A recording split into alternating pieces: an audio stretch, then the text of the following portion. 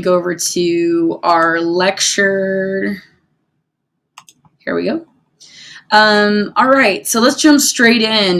We're talking about Inside Out, and this is directed, created by Pete Docter. And today's lecture, we kind of get into that, who he was, what his ideas were behind this film, and we asked, what was going on in this picture and in this clip. And it's basically those core emotions, observing the character islands, right? And so Pixar is an animation studio which created Inside Out, and Steve Jobs financially backed Pixar Animation Studios and eventually came together, or was acquired by Disney. And Pete Docter he studied philosophy and art, then he went into animation, and worked for Pixar as an animator and a story creator. So he, Monsters Inc., he was one that created that, Up, and Inside Out, right?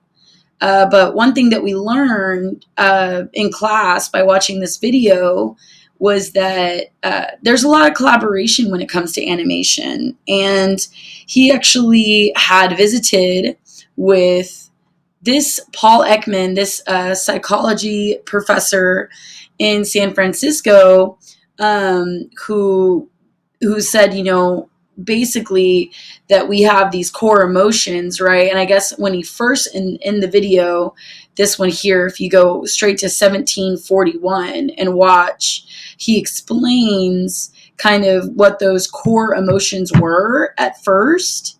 And then they discovered that there was a lot more. There wasn't just these like core 6 emotions, but the movie was based on those core, right? Because we had like disgust, joy, anger, sadness. And so he kind of based it on that earlier science. So the point in lecture, number one, watch the video. We have a lot to go over today, and I don't want to be playing the videos in my recordings, but these are on here for you to watch, so you take the time and you watch them. You can pause me and go watch now, whatever you want to do, or watch it later. So, but the point is that, a lot of times when you see animation or you see Disney, we think Little Mermaid, or we think about Beauty and the Beast, and there are these like highly fictional stories that are not real, right? But Inside Out is very different in that it does come from a science. The characters, the idea behind it actually comes from some scientific value, some theory, right?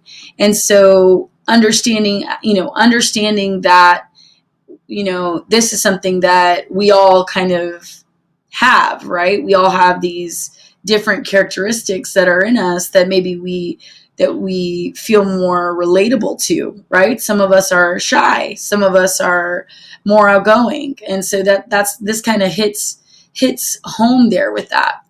So this link here is a link that will take you to a flashcard test, and it just goes over some of the things that we'll want to know. So you have to sign up. It's free. For whatever reason, mine should already be signed up. Let's see, there you go.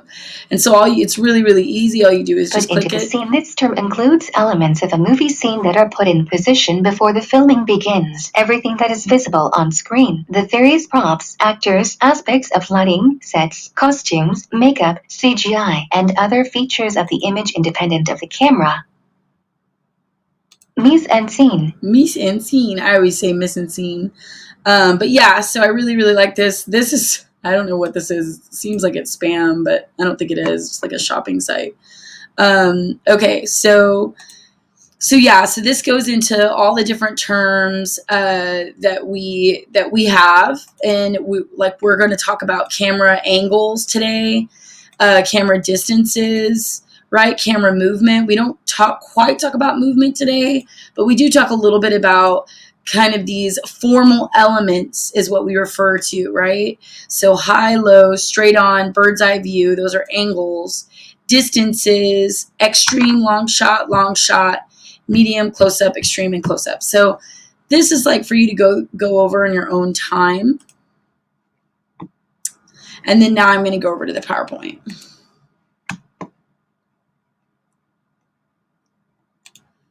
So again, like we're talking about these formal elements, right? So when we talk about that, we're talking about structure of the story, animation, allowing for fantasy, and color palette, right? So here, even in an animation, there are elements of camera angles, right? So if this was low or high, what do you think it is? The camera is high. It's a high angle. If it was coming from below, it'd be a low angle. This shot could be a medium close-up. If you compare it to that one, that could be a close-up, right? Medium.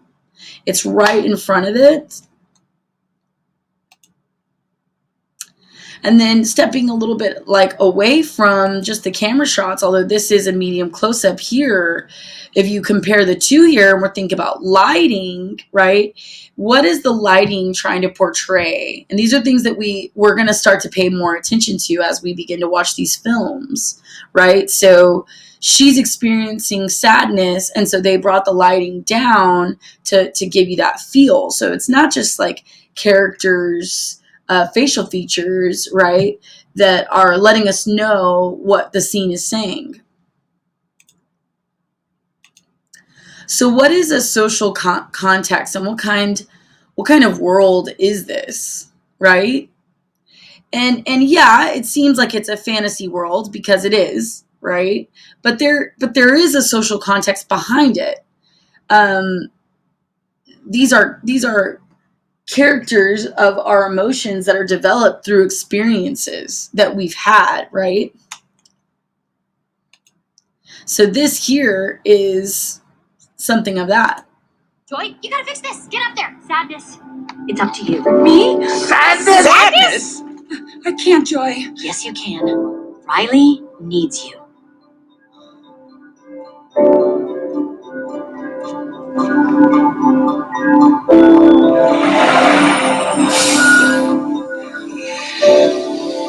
Okay.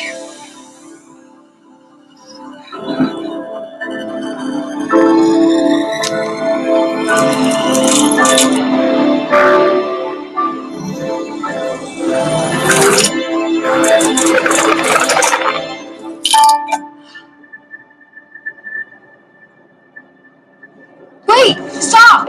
I want to get off!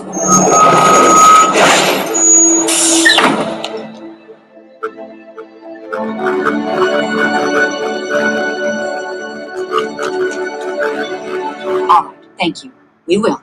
Her teacher hasn't even seen Riley all day. What? What was she wearing last? You don't remember what... Riley! Oh, we were worried sick. Where have you been? It's so late.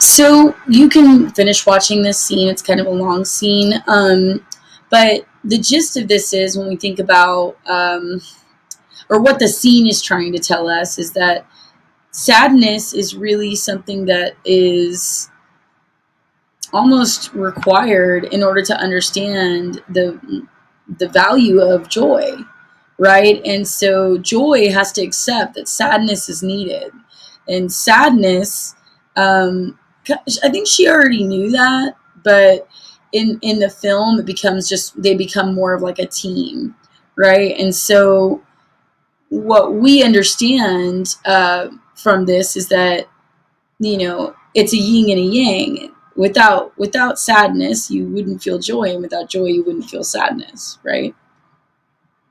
Joy